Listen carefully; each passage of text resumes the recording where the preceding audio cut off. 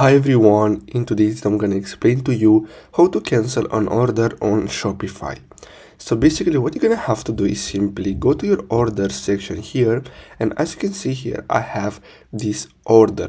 So what you're gonna have to do is simply select it, and then basically what you're gonna have to do is simply click on these three dots, and as you can see you have the option to cancel orders or simply cancel the fulfillment request. So what you're gonna have to do is simply click on cancel orders, and then here what you're gonna have to do is simply choose now, and then you're gonna have to refund the money, and then here what you're gonna have to do is simply choose the reason for cancellation. Now here if you want you can add a note like the product was sold out or something like this, and then simply choose here if you want to restock the inventory and send a notification to the customer.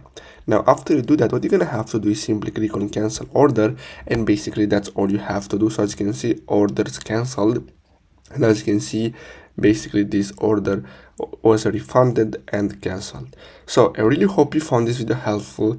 Don't forget to like and subscribe, and I'll see you in the next video. Thanks for watching, guys.